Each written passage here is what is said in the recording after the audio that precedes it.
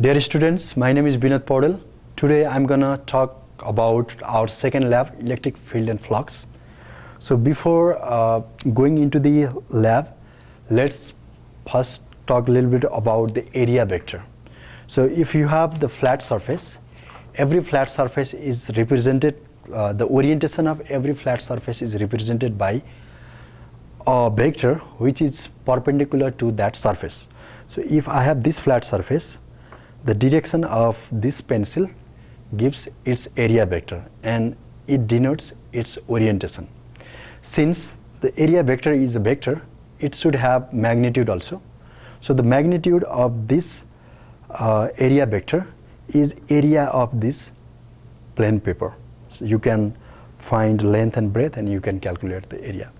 So if you have more than one flat surface, then you need to draw the vector which is perpendicular to every flat surface, and that gives the direction of area vector for the particular flat surface.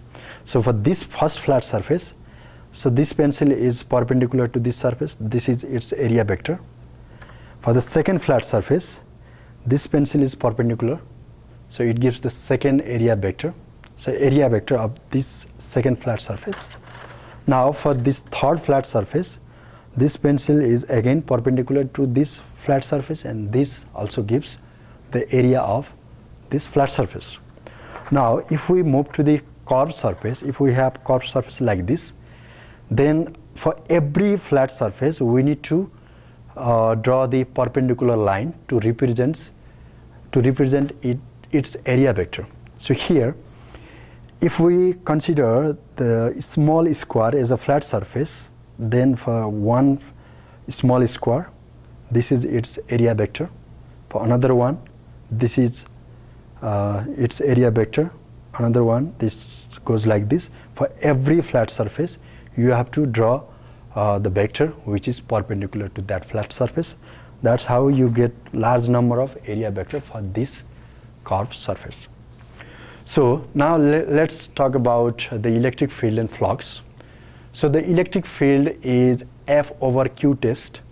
So it is the force experienced by the unit test charge at some point, and we already know the force in our first lab. So if we divide the force by a test charge, then we will have the electric field. It still has magnitude and direction also. And so if you are changing the magnitude of test charge and direction of test charge also, you never change the electric field. The electric field is constant quantity unless you change the distance of the point where you are finding the electric field and the charge whose effect is considered as significant. So changing the magnitude and direction of test charge never change the electric field. So the direction of electric field is always going from positive to negative charge. So let's say if this is the charge rod, this is the charge rod with negative charge, then the electric field lines are coming to this charge rod. That means the electric field direction is inward to this charge.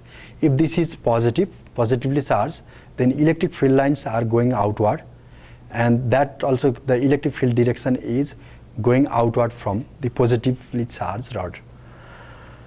So in another way, and let's define the electric flux. The electric flux is just a number that gives the electric field lines crossing perpendicular to some area. So let's see this area. So this is the this wood has some area, and so these nails are the electric field lines, and these nails are perpendicular to electric field lines. Now these nails are considered as the flux, and this direction, the direction of these nails represent the direction of electric field vector. And if they are not perpendicular, then we take the projection, so which should be perpendicular to some area. And the electric field can also be defined in terms of density of electric field lines or density of flux. So for the same area, here we have 100 nails or 100 flux. For the another same area here, if you see, you can clearly see here now, for this area we have 100 nails. For the same area, we have less nails. That means the electric field here is smaller as compared to electric field here. That means if we have the more electric field lines for the given area, then we have the stronger field. For less electric field lines for same area, we have weaker field. But in uniform electric field, within the points which are in uniform electric field lines, the electric field is always same. Let's say if we have the pointed charge, if you are going away from the charge, then electric field reduces. But if you have the parallel electric field lines, every point within that parallel electric field, they are uniform. Okay, thank you.